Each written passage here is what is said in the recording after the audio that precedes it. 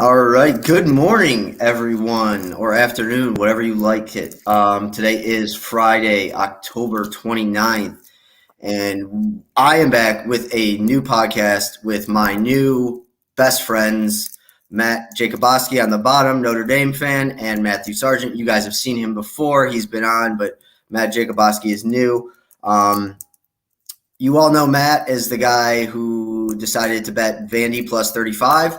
That didn't work out for him. But the little known fact, like I said in the outline I gave these guys, was that I did the same thing that Matt did the next week and took, I believe, like Temple plus 38.5 versus Cincinnati.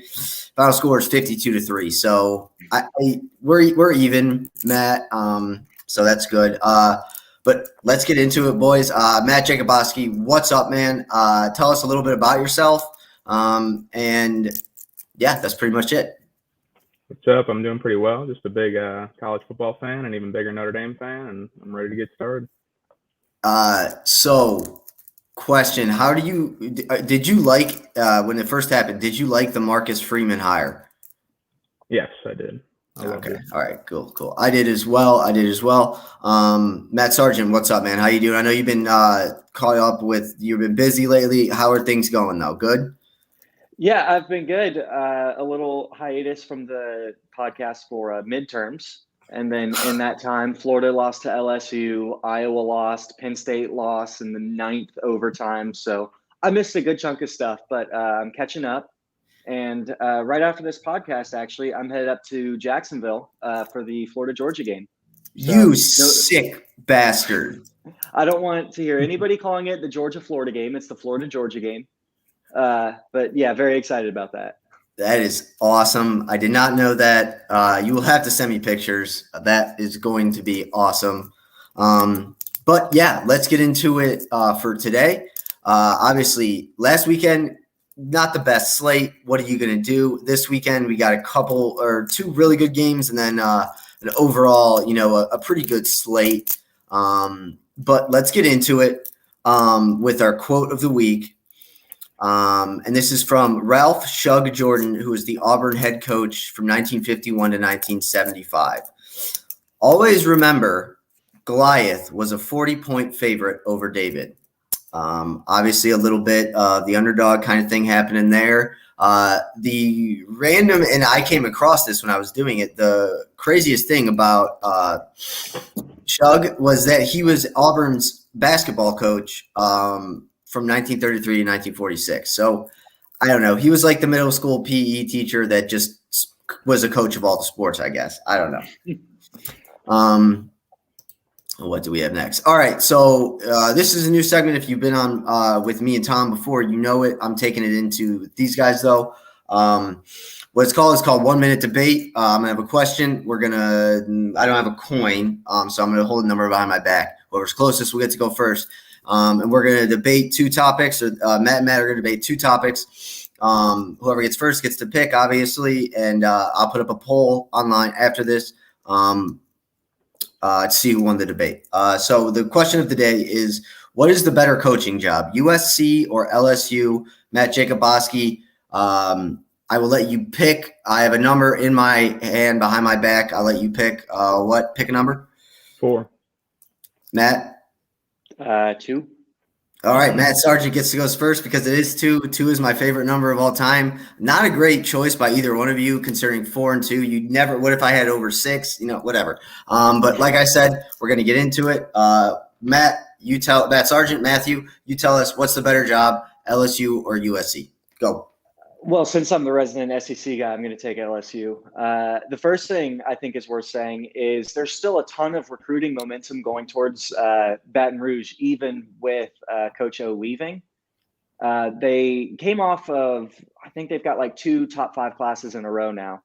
And that's a place where they've got all the pieces that they need, and the only thing missing is the head coach. And so if I'm a coach, I'm saying that's the place I want to step in and start succeeding right off the bat. All right, Matt Jacobowski, tell me why USC is a better job than LSU.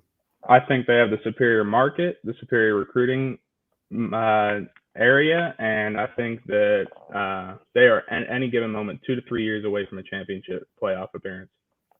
Okay. I like both of those. Obviously, I'll put the poll up. We'll see who won. I think it was pretty for 30 seconds. You're not going to get much into a debate, but I actually personally do think LSU is the better job, just because LSU, it's the only thing in Louisiana. It gets it's a straight recruiting hotbed. And like I remember like Booger McFarland, he went to LSU and he was talking about it. He's like, they don't really even care about like the Saints or that much. It's all about LSU. So I think LSU is a great job. I think USC is a great job as well. Before we get into our next segment, I'll ask you both. Who are your two front runners for each of the jobs, LSU and USC? Matt Jacobowski, how about we start with you? I think James Franklin for USC, and I think Michigan State, Mel Tucker for LSU. Oh, okay. That's interesting. What about you, Matthew? I'm the same on the USC gig. I like James Franklin. However, looking at LSU, a guy I would really like to see go there is actually Billy Napier. He's floating at like 5 or 6 on most people's top 10s list. But for me, I think he's the best hire. I completely agree with both of you on USC and James Franklin. I think once that job came open, James Franklin was already picturing himself in USC. That's kind of why they've fallen a little bit lately. Also, they're just not very good. But with the LSU job, I do think Billy Napier would be a good coach. I just know that LSU seems like they're going to want to make a splash, a big splash with the new athletic director there was like the athletic director at Texas A&M when Jimbo Fisher came over and he set up his whole contract. So the rumors are that Jimbo Fisher is going back there. I just want as much chaos as possible. I other than James Franklin at USC though, I would still say Urban Meyer. I just don't think he is going to last in the NFL. I'm shocked he's still coaching right now. But I think he would be the front runner for USC if he had a chance to go there. All right. Our next segment, we're going to get into a new segment. Obviously, it's called Targeting Good Defense or Criminal Assault. We'll do this every week. I'll show a video, and we have to determine if it was one of the three things. So hopefully this video works. So let's go ahead and try it. Minutes of the first half defensively, allowed the fewest points, but the Browns are trying to defy that. As they hit at the 5 to Higgins, he lost the football as he reached for the pylon, and they ruin a touchback as he fumbled through the end zone. Well, this is going to be, whatever happens right here, Stefanski livid. If this is a touchback, and it did look like it, Jim, this is devastating. What a throw. Movement with the eyes by the quarterback. Let's see right here. Oh, that's the ball definitely came out early. Sorensen. All right. So obviously that was last year when the Browns played the Chiefs right before halftime. I know I've said I gotten mad in the past before about Wisconsin and Notre Dame not going under, and I've been mad the other week about Texas, Oklahoma. I was very mad about this, so I'll start with you, Matthew. Targeting good defense or criminal assault? I'm going to call that targeting. I understand we've got the Cleveland Brown there. He's getting pretty low to the ground, but he almost gets hit. It's like he's using the back of his helmet nearly. So that's pretty clearly targeting, I'm going to say. All right. Matt? Yeah, I 100% agree. He just dives right for the head. Yeah, I agree. It's targeting, but I also think it's criminal assault, and he should be in jail for it. So, yeah. We'll obviously get better videos than that. It was the one I came up with today, but it seems like all across college football and the NFL these days, we don't know what targeting is. We have no idea what roughing the passer is. So I think it's just funny, and I can already guarantee anyone listening right now, probably once every 2 months, I'll just go on a 10-minute tirade about referees just because they're terrible. So, but what are you going to do? What are you going to do? All right. And before we get to our top 10s, we have the trivia question of the day. I started out pretty easily. I added something to it to make it a little bit hard, but let's go for it. Name the two teams who have only made the college football playoff only once, and what years did they make it? Matt Jacobowski. So I thought there was a little bit more than two, but I knew LSU. That was the only year they made it. Was when they won. All right, this question is moot. I completely forgot about LSU. This question's bad. Damn it. I forgot about LSU. And then there was Georgia, and I had Washington the year they lost to Bama in the first. Okay. Do you know the other team though, Matt Sargent? I want to say Michigan State. Yes, that's right. So I screwed that up. That's on me. That's on me. I completely forgot about LSU, but whatever. They will get harder as we go, like I said. But now let's get into the meat of what we're doing, college football. Just before we get into it, guys, what have you guys thought about the season so far? Either one of you can start. Maybe some surprises. What's been most interesting? What have you been following? Just how have you looked at this season so far? Matthew, we'll start with you. It's been intense, I think is a word. A lot of weeks I've gone into saying, okay, this is, kind of an off week. Like, we haven't had one yet, to be honest. If there's ever a week, I would never consider not watching. But if there's a week I'm a little more casual about it, I almost always end up regretting it. The best example of that is sitting at a dinner with my girlfriend's family, checking my phone, seeing that Texas A&M was about to beat Alabama. That is I pause for a second. That's a bold move by your girlfriend. I gotta say, when Texas A&M and Alabama are playing, be like, hey babe, we can't go out to dinner with your parents tonight. Come on. No, but I understand you're young. Me personally, that situation, nope, not dealing with it, watching football. But yeah, keep going, Matt. Yeah, you make that mistake once, you don't make it again. So I have been on my couch watching ever since, because we really have to be ready for anything this season.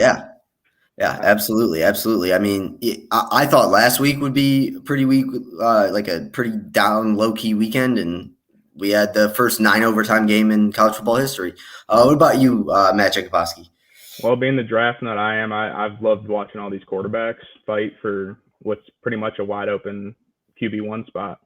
You got Malik Willis, Desmond Ritter, Matt Corral, Carson Strong's having a monster year, and then low-key guys like Brennan Armstrong and Kenny Pickett. I mean, it's been awesome to watch all these quarterbacks.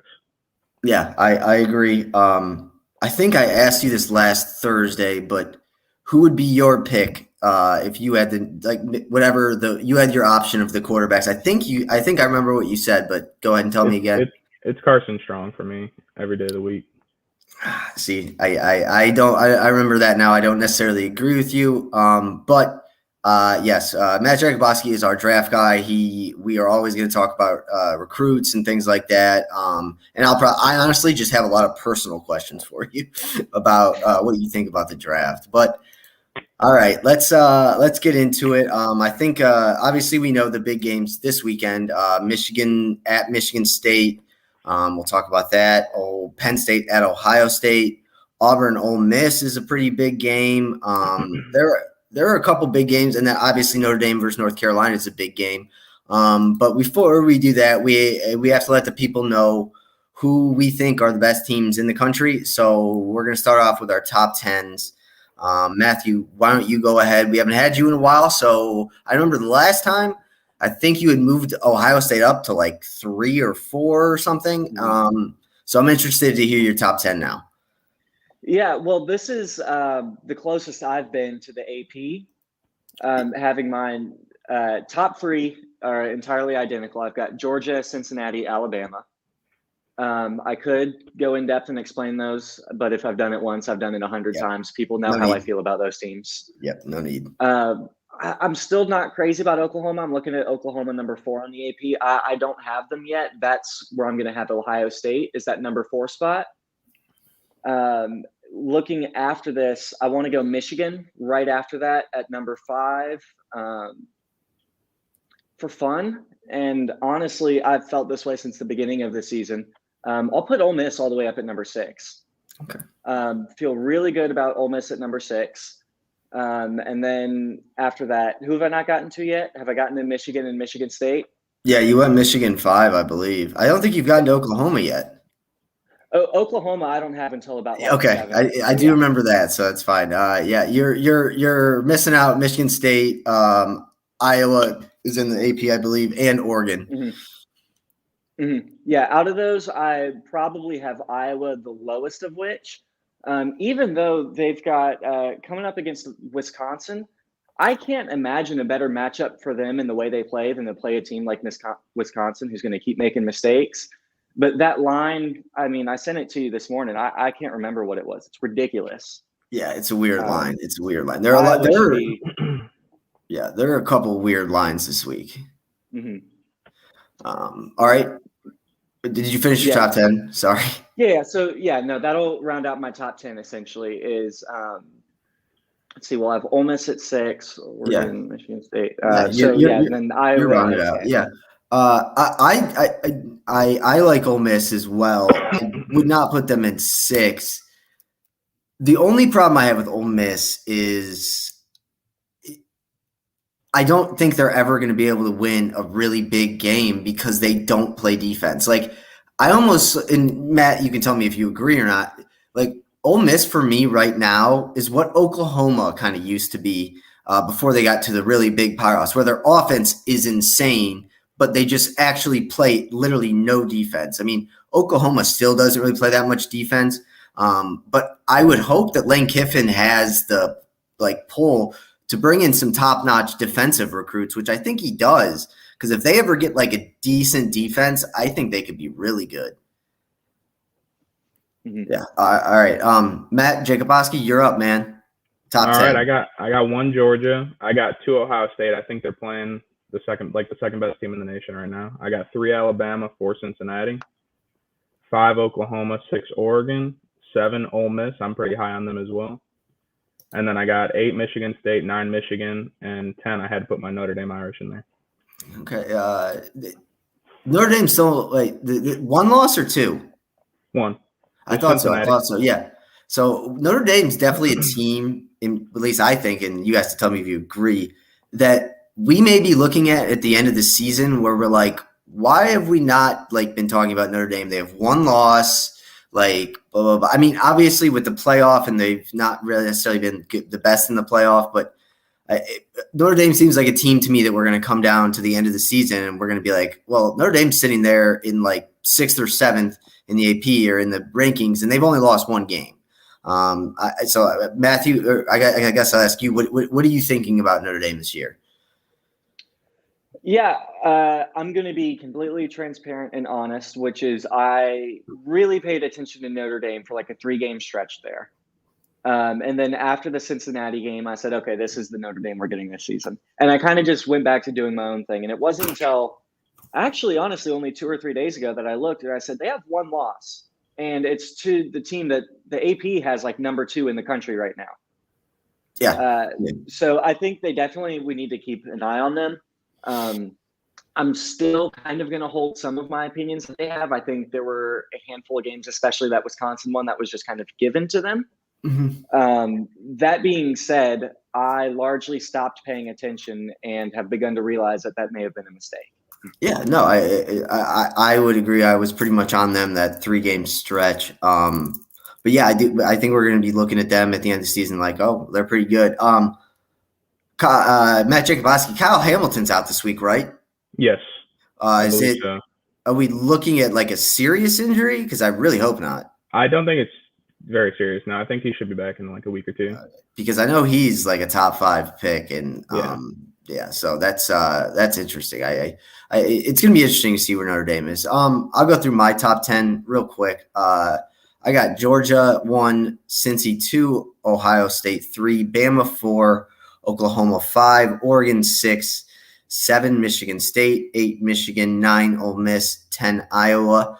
I think Ole Miss is probably better than both Michigan teams, but they haven't lost yet, so I kind of have to get them up there. I think that's going to be a great game this weekend. I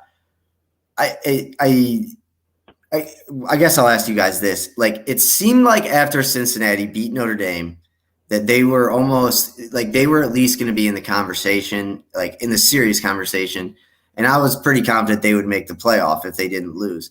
now I'm at the point where I think they're going to I think this is setting up to be a horrible scenario for Cincinnati in the fact that you're going to have a 1-loss Oklahoma or a 2-loss Alabama or something like that they're going to have to put in.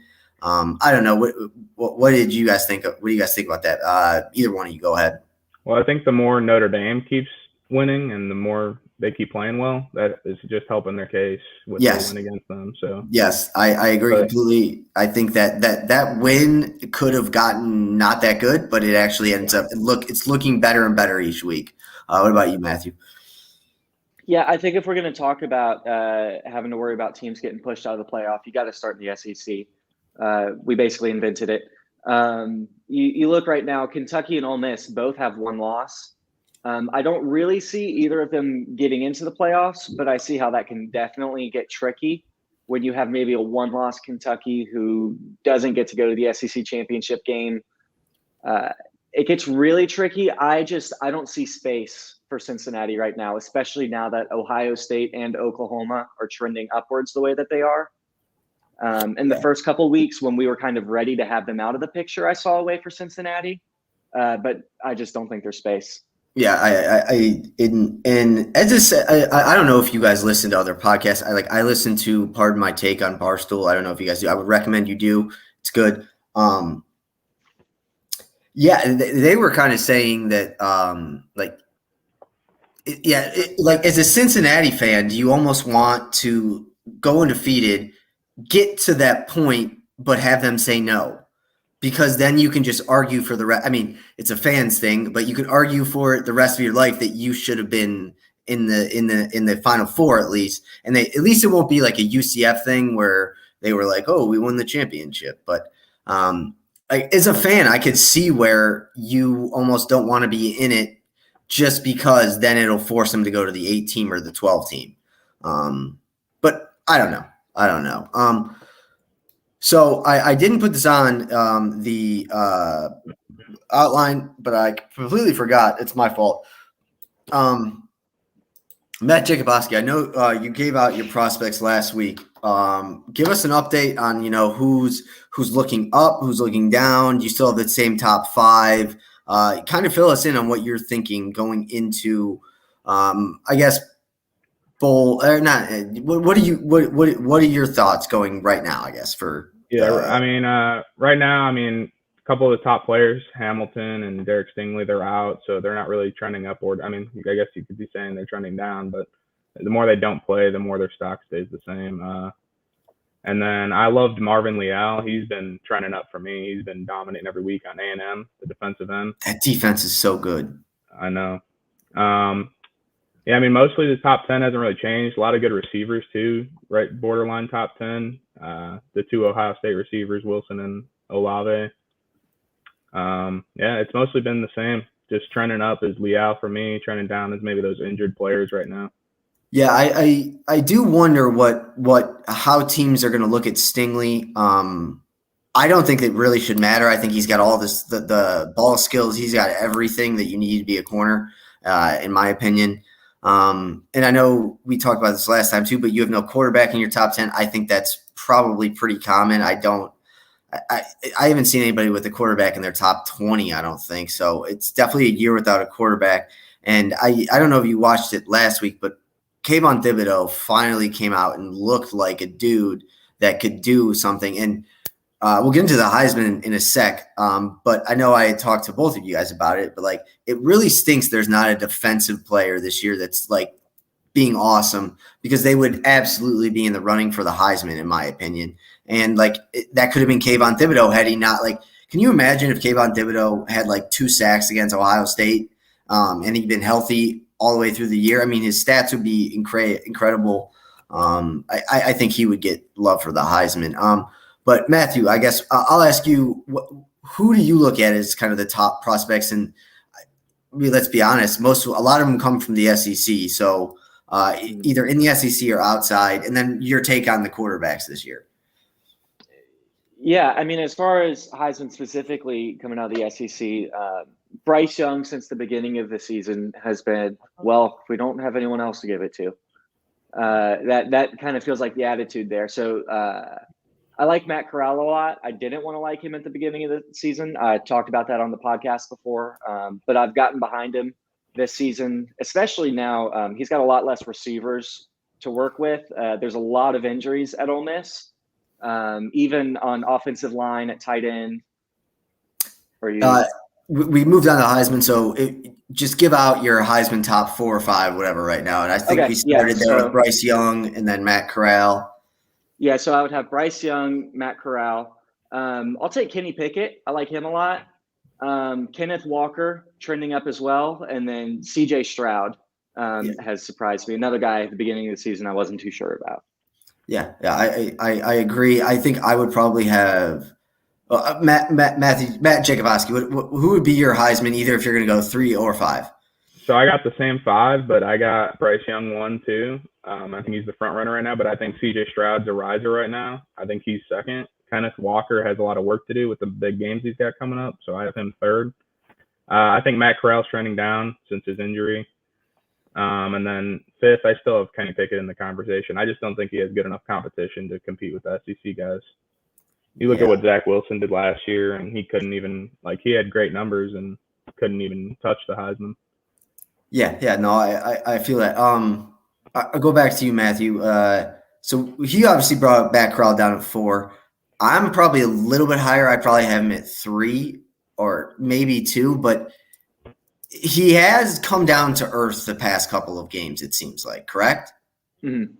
Yeah, so I just don't know if he's going to have the numbers to really blow people away, because at Ole Miss you're going to have numbers that blow people away to win the Heisman. And then I guess I'll come back to you, Matt Jacobowski. What do you think of Corral as an NFL quarterback? Because I kind of really want him on the Browns. Yeah, I've come around to him more and more throughout the year. The turnovers really scared me last year, but he completely eliminated that from his game. So, I mean, I think he's got everything you want in an NFL quarterback today. He's what about you, athletic Matthew? QB too. Sorry. Yeah, I got you. What about you, Matthew? Yeah, I'm not a great evaluator of how college talent is going to perform at the professional level. So I'll say that Matt Corral is a guy that I would make a move for. That being said, I'm not a GM. I'm a guy on a podcast. Well, we all pretend like we're GMs. Don't worry. That's a good point. We're all guys on podcasts. Yeah. Yeah, for me, he's the quarterback. I think I'm probably out of all of them. I mean, Carson Strong, I know we talk about him a lot when we talk about the draft. But after, Spencer Rattler's falling off, Sam Howell's falling off, I think Matt Corral is really the only top tier guy left outside of, say, Carson Strong. I feel you. And speaking of the Heisman, I know I had some I mean, you could just go ahead and say if you have anybody that might surprise us in the second half. But the real question is, do we think Caleb Williams can realistically win the Heisman after coming in this 2 weeks? I'll start with you, Matt Jacobowski, because I already saw your answer, Matthew. But what about you, Matt? No, I don't. I don't think he's got enough games. Matthew, you don't think so either? No, if he won, it would be tragic. I unfortunately, I agree with you guys. I mean, Oklahoma doesn't have a big game this week, so I guess let's talk about Oklahoma for a second. They beat Texas. They finally find their quarterback, and then they almost they could and almost should have lost to Kansas. I don't know. What do you guys think about Oklahoma? Matthew, I'm more in with you. If I don't have to put it, I feel obligated to put them in my top 10, but I don't want to. I don't think they're that good. Mm-hmm.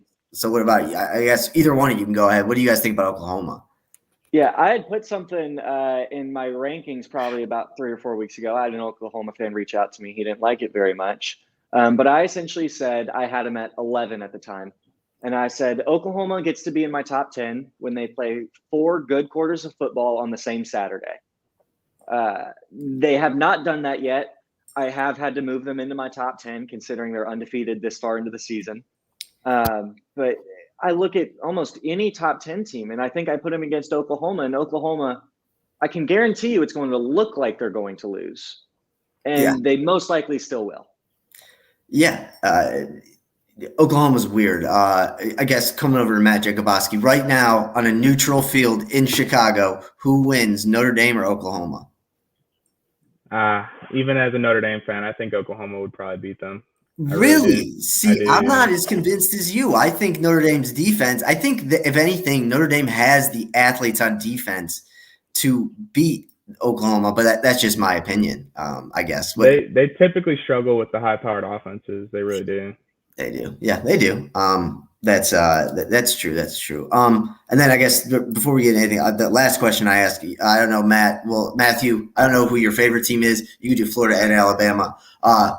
And we obviously this actually happened in real life, but if Notre Dame and Cincinnati played like next week on a neutral field, who wins, Matt? If Notre Dame and Cincinnati played? Matt Jacobowski. Sorry, I was asking. Oh, me? Yeah.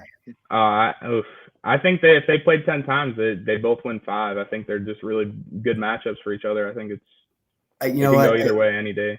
I'm going to figure out a way on this podcast to turn you into the not just middling line.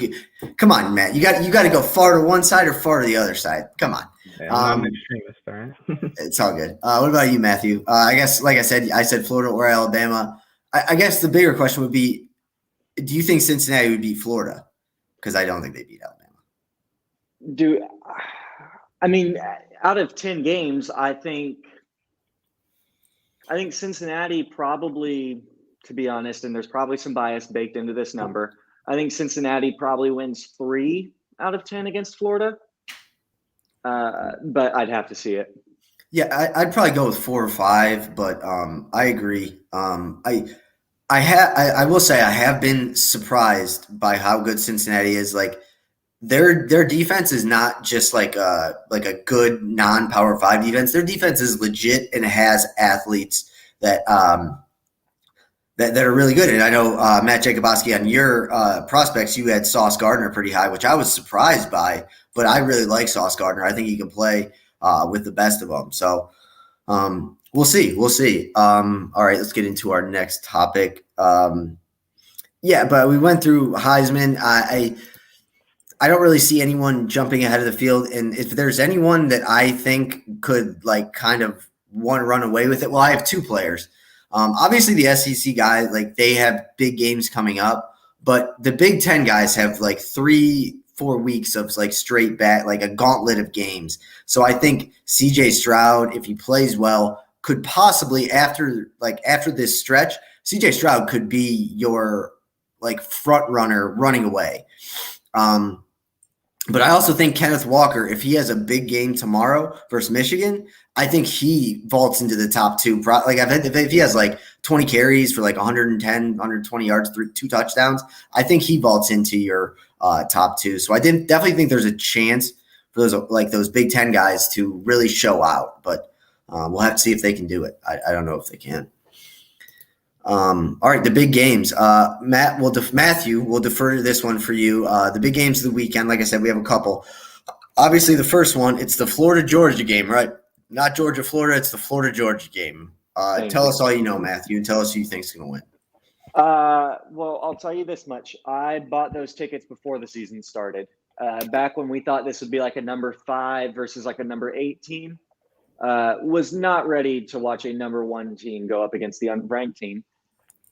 It is what it is. I'm still pretty optimistic about this. I put out a preview on Back Sports page, and I said I'm not picking the upset, but I think it will surprise a lot of people. I think Florida is going to be the first team to really score on Georgia. And when I say really score, I still mean like maybe 14 or 21 points. And so I'm curious to see how Georgia can respond to that. But I have a lot of faith in Dan Mullen going into this, which is a weird sentence to come out of my mouth this year. But which is weird after like the past 2 weeks with them, 3 weeks with them. Especially, but we went through the same thing last year. We lost to LSU and then had our best game in the SEC championship. So I still think our best game is ahead of us, and we have more to play for this Saturday than probably any game on the rest of our schedule. So I'm expecting a big game out of Florida. I agree. I'll come back to you in a second. I have some questions. Matt, what do you think about Florida, Georgia? Because I will say, like, I do think it's going to be closer than expected, but I don't really.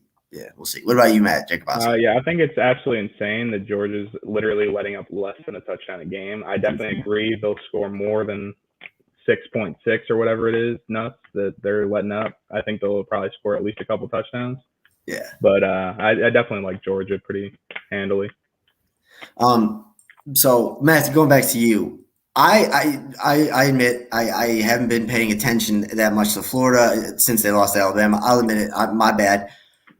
Everyone in the world or everyone in the country seems to be calling for this Anthony Richardson guy, but I watched the Florida-Alabama game, and Emory Jones, like, he wasn't terrible. He almost won him the game. So I guess who is your preferred person? And I don't know, explain to me why everyone loves Anthony Richardson, I guess. That's tough. I knew this question was coming. It kind of started with the first two games when it was FAU and University of South Florida. Anthony Richardson was in for like 4 or 5 plays in each of those games. And he finished both games. He'd have like 2 touchdowns on like 3 plays. He'd get like a 70-yard run, hurdle somebody, just like ridiculous highlight moments. And the whole world starts calling for this guy to be starting. Kid's like 18 years old, right? He's been on campus already for a year. He was there last year, but he played like 3 snaps the entire season. Yeah. And I didn't think he was ready. I was with Dan Mullen on starting Emory Jones against Alabama. You don't take a kid who's that green and put him in a stadium with 90,000 screaming fans against Alabama for his first time out on the field. Yeah. Now he's kind of got his legs under him. I think we can expect him to be better than Emory Jones. It's just a matter of when we can expect that. Okay. Unfortunately, I don't think we're there yet, but it's really the only option here. So many people have turned on Emory Jones. He's had like 2 picks in every game. So I see Anthony Richardson getting some pretty decent time in this game, but I can almost promise you that if Florida loses, the fans will be saying, oh, well, Emory Jones shouldn't have even played at all. It should have been Anthony Richardson the whole time, which is a ridiculous take, but it's what most people seem to agree on who just tune in on Saturdays and then live their life for the rest of the week and tune in the next Saturday. Yeah. Yeah, it's I still don't know what's going on there, but I we'll see, I guess. A weird thing about Dan Mullen to me is, like, I feel like in this game versus Georgia, he's going to call an incredible game and they're going to be close, maybe win or maybe not win, but it's not going to be his fault that they lost. And then he'll go play like, I don't know, like Arkansas next week, and he'll just be like the worst coach in the world. So it seems like it almost seems like he gets up for these huge games and like he just can't get up for the other ones. I don't know. Do you agree? Because it just seems like they played Alabama and they could have, had there been 2 more minutes on the clock against Alabama, they probably beat Alabama. So it's just weird with Dan Mullen. And then 2 weeks ago, they lose to Kentucky, who is pretty good, but still, you know what I mean? Mm-hmm. So it's just interesting with Dan Mullen. So let's go around. Quick one. Predictions. I think I put the spread in here. I believe. Wow. Once again, I don't know why I put Michigan minus 4.5 on there. Guys, when I do these outlines, sometimes I'm doing like 12 things at a time, so there's a reason. So we'll just go with who we think is going to win. Matthew, go with you. For my Florida, Georgia. Florida, Georgia. I think my official pick is I got Florida plus 14.5. I still think Georgia's going to win the game, but I'd really like to see it by like 1 possession. What about you, Matt? Yeah, I think they'll barely cover Florida. I think it might be like 27-14-ish final score, somewhere around there. Okay. Yeah.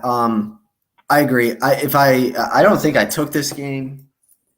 I did. I guess my official pick is the under. Wow.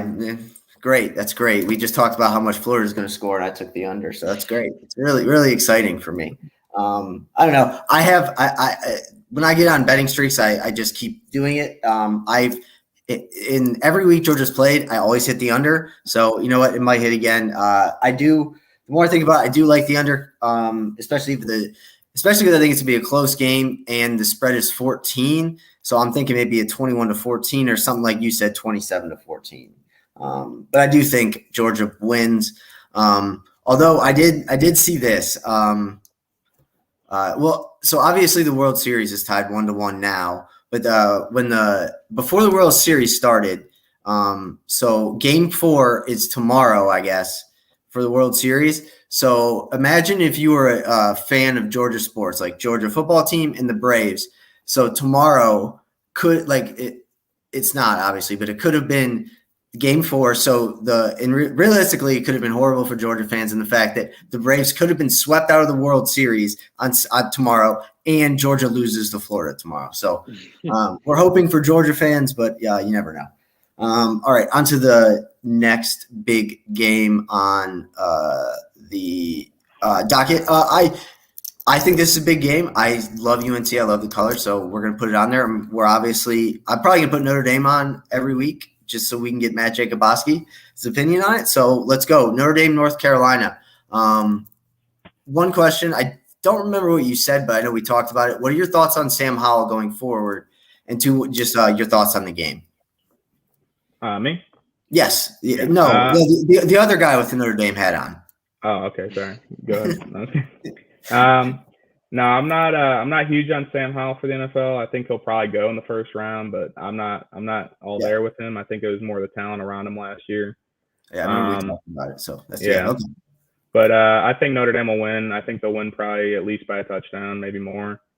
I just don't think North Carolina's very good this year. Yeah, it seems like North Carolina is very inconsistent this year. And one of the weirdest stats about Mac Brown, I mean, Matthew, you might know this, but I'll just say it anyways. Mac Brown, in his entire coaching career, has never beaten Florida State, ever. It's like the one school he cannot beat. So North Carolina lost to Florida State a couple weeks ago. But I guess, Matthew, we'll go to you. What are your thoughts on this? What do you think of Sam Howell, I guess, and thoughts on the game? Yeah, I mean, I think I'm a little more optimistic about Sam Howell than you guys sound. That being said, Notre Dame's going to win this game. I feel pretty confident in saying that. Just a more complete team right now. I'm not going to come on here and say that Jack Cohn is going to be a better quarterback prospect than Sam Howell, but I do think that Notre Dame is just all in all a better team, and they're going to win.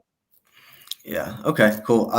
Once again, I will take the coward's way out of this one, and I will take the over of 62.5. I think there's going to be a lot of scoring. I'm just hoping there's a lot of scoring. So we'll see. I believe this is in South Bend, correct, Matt? Yeah. Okay. Have you ever been to South Bend? Yes, I went to a Tulsa game. Actually, it was a really rough game to be at, though. They played Tulsa, and it actually ended. They were in field goal range, and they were down. I believe it was 2 or 1, whatever it was. Field goal would have won it. They chucked up a Hail Mary to the end zone and threw a pick for no reason.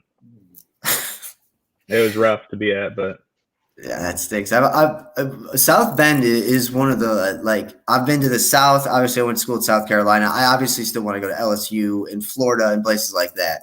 But I do want to go to South Bend one time. I do. I think it'd be interesting. It's just I like Notre Dame fans. I think they're funny. All right. I guess. Matthew, did you have a prediction for the game? It's Notre Dame -3.5 over under 62.5. Yeah, I mean, if it's -3.5, then I'm taking Notre Dame. Yeah, I assume you too, Matt. Oh yeah. Yeah. Well, see, that's how I win. I take the coward's way out and choose the over. All right, back to the SEC, and then we'll have 2 Big Ten games. But Ole Miss at Auburn.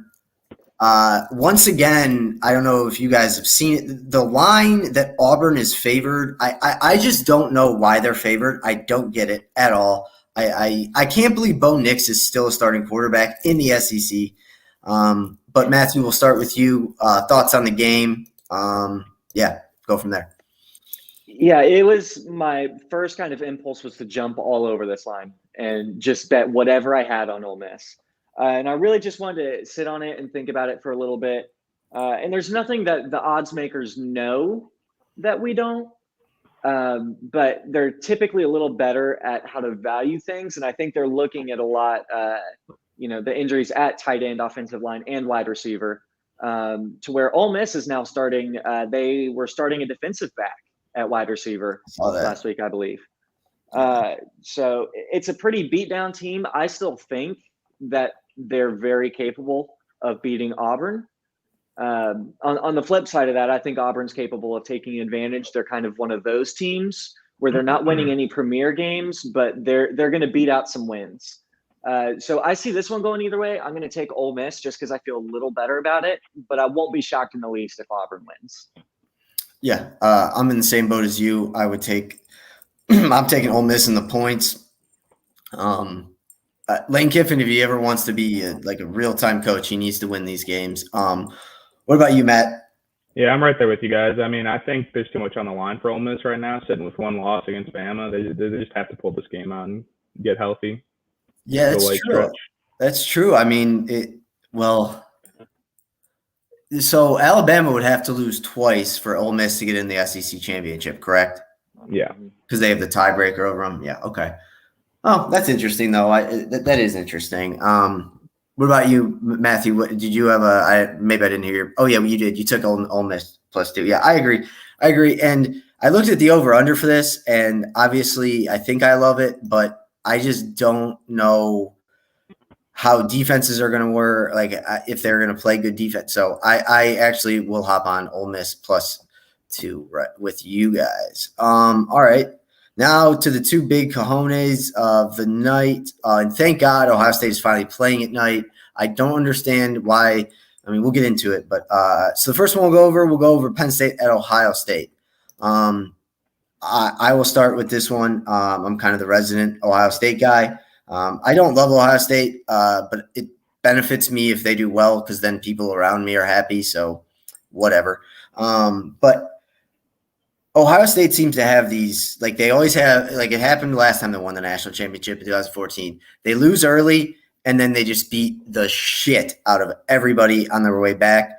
I think that's what they're doing right now. I don't know if you guys saw the one pass C.J. Stroud made last Saturday. If not, I'll send you the video.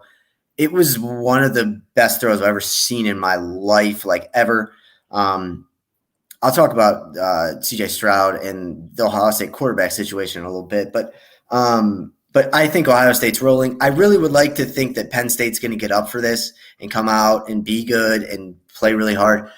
I don't think they, especially after losing in 9 overtimes to Illinois. I think all the rumors of Franklin going to USC. I think Penn State is at a rough time right now. Obviously, not like it was in the very rough time, but I think they're going to struggle at the end of the season here because I think the players know that James Franklin wants to take the USC job, and I just think that they know that once they lost to Iowa and then when they lost to Illinois, especially, it was kind of over for them.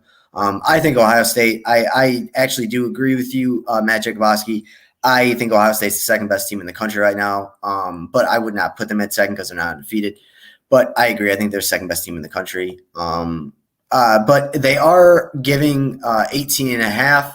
And the over-under is very tricky for me. It's 16.5, but Penn State has good defense, so I don't know. We'll see.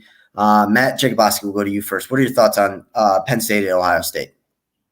Yeah, as much as I want to think Penn State will hang around, after the loss to Iowa and then the collapse against Illinois, I don't know. I think Ohio State will blow them out.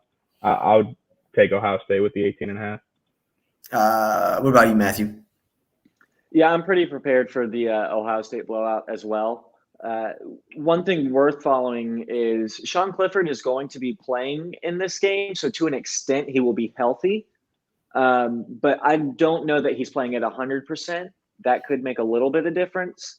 I'm also just happy to see Penn State have normal football program problems. Yeah. The problem at Penn State right now is that their coach is eyeballing another job. And thank God that's what's going on at Penn State. So yeah, I mean, it is weird, and I don't really ever talk about that much, but I'm at the point now where, when I think about Penn State football, I really don't think about that other stuff anymore. 5-6 years ago, that's the first thing I think about, but I don't really think about it anymore. It's obviously awful what happened, but I don't want to dive any deeper into that. So, but you did bring up Penn State and Sean Clifford, which I'm sure you guys have seen. This is a question and a topic that's been brought up everywhere. It is going to be incredibly hard to keep two good quarterbacks on your roster with the transfer portal like that. So Penn State's backup last year was Will Levis, the quarterback at Kentucky. And so if Will Levis comes in at the end of that game, they probably still beat Iowa. Penn State does. So what are your guys' thoughts on like the transfer portal and that? Because like I said, I mean, I know I said I'd met with the Ohio State thing. It's going to be very interesting because CJ Stroud, I assume he's going to continue to play better. And there's a good chance he's a Heisman finalist, and there's a decent chance that he wins it. But then if you're Ryan Day, you've got Quinn Ewers behind him, who's supposed to be the best quarterback that's come out since, I guess, Lawrence. He's from Texas. He's already on campus. Then if like CJ Stroud wins the Heisman or whatever, takes him to the national championship, then I feel like it turns into the Justin Fields, Jake Fromm situation at Georgia, where I agree Georgia, like it was impossible for them to move on from Jake Fromm just because he took him to the national championship his freshman year. But then again, they had Justin Fields behind him. So I'm still all in the boat that I don't really care how good CJ Stroud plays this year. I want to see Ewers out there. I wanted to see Ewers out there earlier this year. And that this just could be me because like I am almost like a antagonist and I just want to see things like that. But I guess I'll ask you guys on your thoughts on, trying to keep a second quarterback. And then what do you think Ohio State, like, or any other situations around the country like that? What about you, Matthew? Yeah, well, it's funny you bring that up because we were talking about Anthony Richardson earlier, and it's been a similar story there. People are just kind of waiting on him to transfer, which I don't think is going to happen, but that's besides the point. The point I keep coming back to with the transfer portal is that the rich are going to get richer. And if you're a team like Ohio State, and you're going to say, how unfortunate is it that we have this incredible recruit, but the quarterback we already have won the Heisman, so I guess we're just going to have to keep playing that guy. If Quinn Ewers does go somewhere else, that is a loss. But Ohio State can just as easily go into the transfer portal and maybe not replace to that extent at that caliber because there aren't guys at his caliber. But I don't see it being a huge issue. I think they can just go back in and pluck whoever they like if you're a team like Ohio State. I partially agree. I would be very scared about losing Quinn Ewers. What about you, Matt? I think the issue is a lot of players are doing it mid-season. They lose their job or they're not playing and they just do it mid-season and then they're not available to play as the backup. I think people should take notice of what Rattler's doing because he's deciding to stay there. And what happens if Caleb Williams goes down? He's got a chance to revive his time there and possibly up his stock as a transfer after the year. So, I'm so happy you brought that up and that because I think that's 100% correct. Like, I don't know if you guys saw the viral video of Spencer Rattler in high school telling all his teammates this stuff. I mean, that kid. Well, first of all, the video is very weird. They don't look like high school kids; they look like middle school kids. Yeah, they understand they look like it. 10 years old. Yeah, right, Matt. They were like, it was very odd. Matthew, I'll send it to you.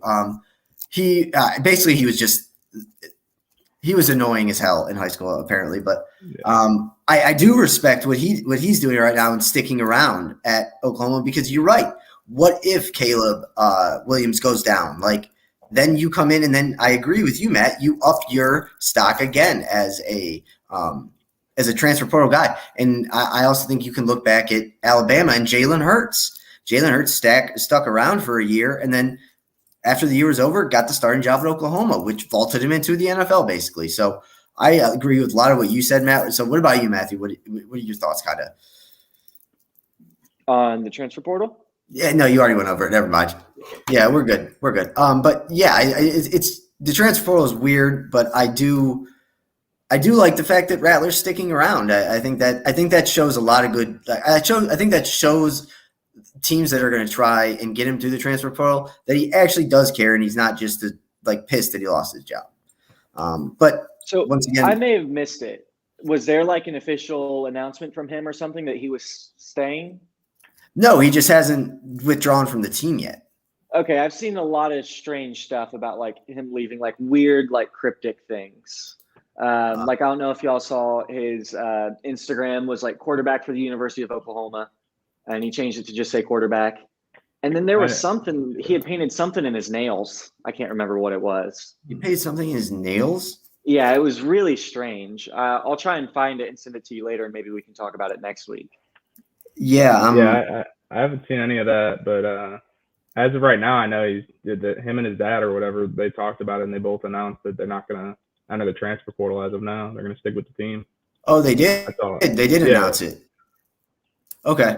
Yeah. Because I just searched it on Google. Yeah, it looks like he's staying there, which, I mean, you also got to think about it as a quarterback, like it makes more sense because that way, at least you're doing like in practice, you're probably playing the scout team quarterback against a Division I defense. So it doesn't hurt them. But in the end, like he probably will transfer and he probably should. Where do you guys think would be the best fit for him? Spencer Rattler. I have one in mind. What about you, Matthew?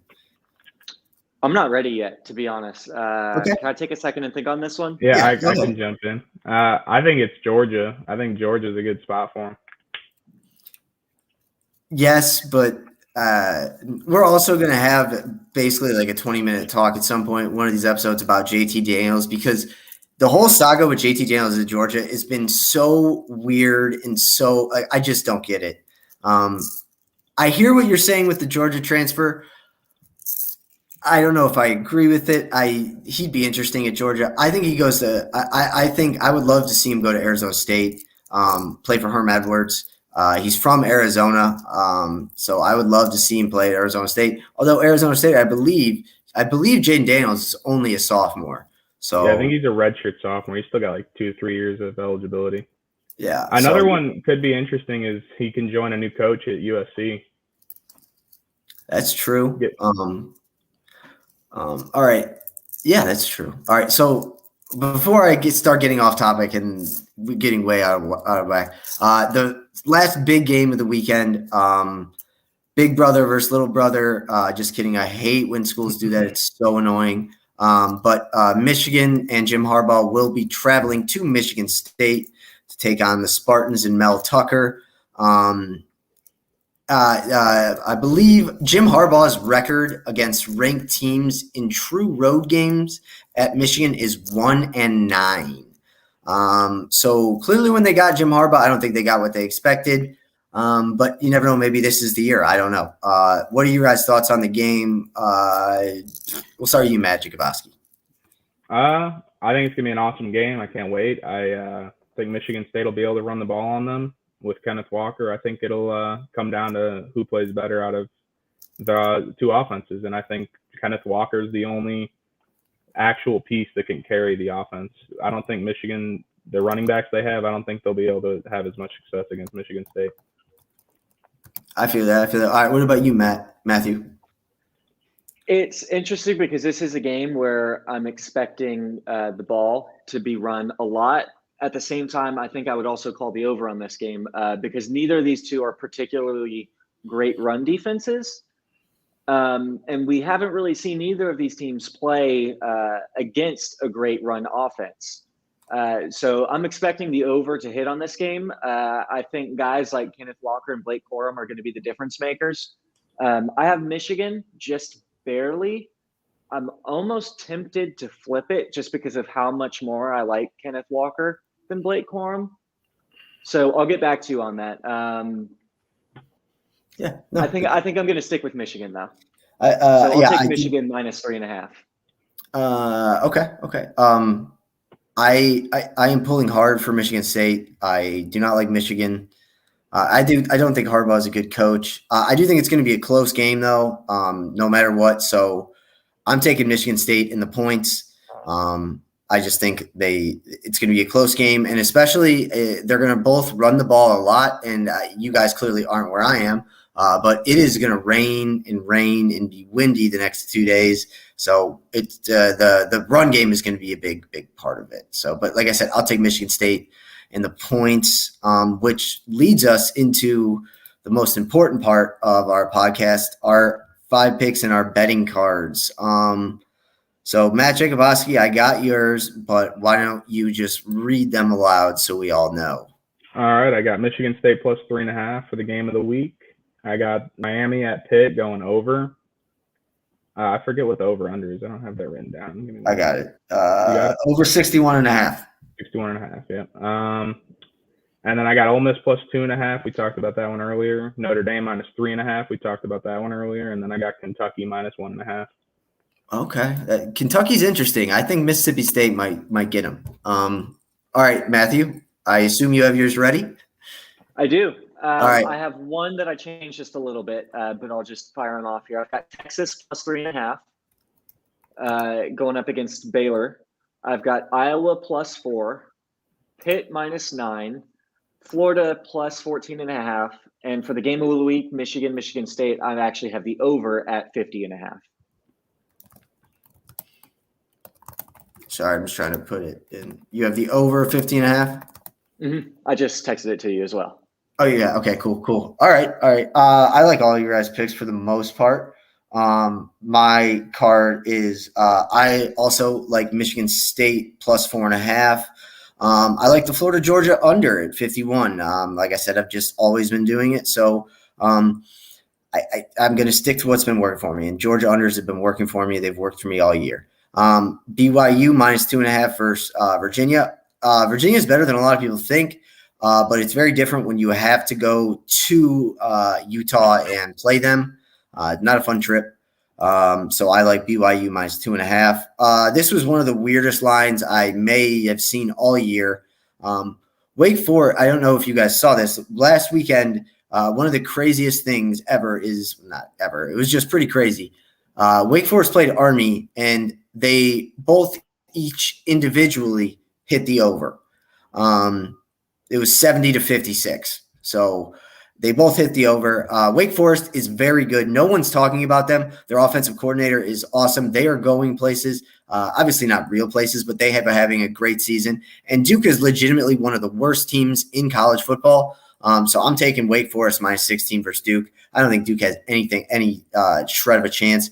And then lastly, Ohio State, Penn State, over 60.5. I maybe have rethought that, but I'm going to stick with it.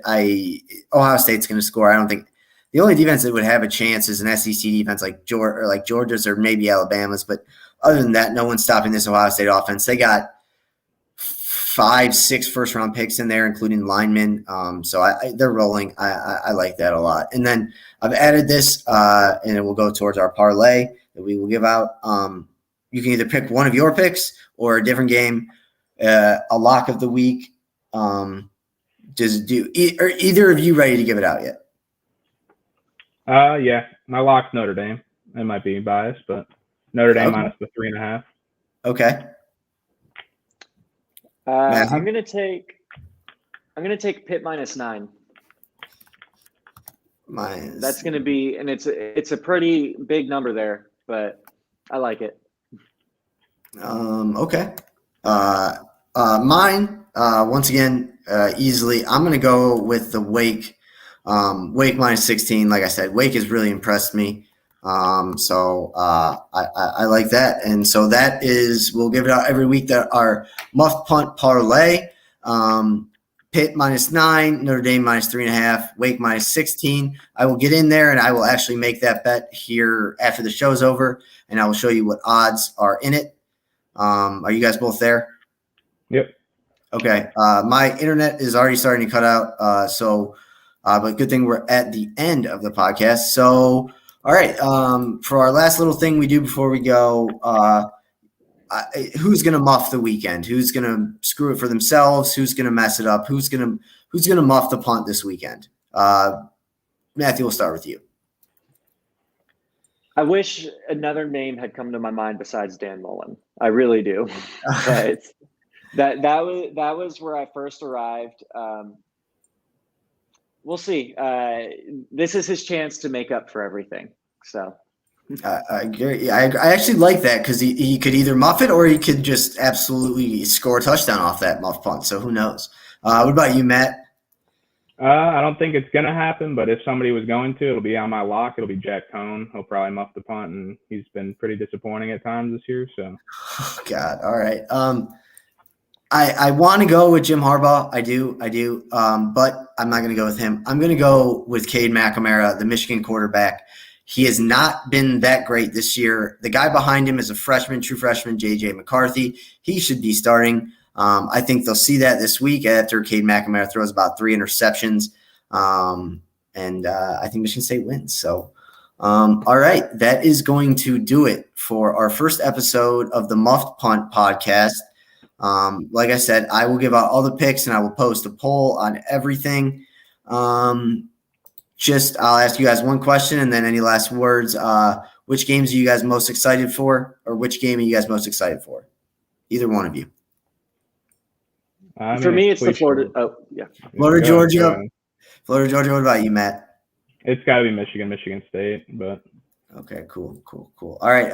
Well, fellas, you guys did awesome. We will be back next Friday, hopefully the same time. But if it's not the same time, I will give out, obviously, a notice to everyone who wants to watch and listen. Also, make sure you tune in on Sunday to the Man to Man podcasts. Fantasy Sunday. It's more Tom and Asher, and I just kind of run the show now. But that's about it. We look forward to having you guys back again next week. This will be a weekly thing. So like I said, any last words, fellas? Go Gators. Go Irish. You guys both suck. Let's rock.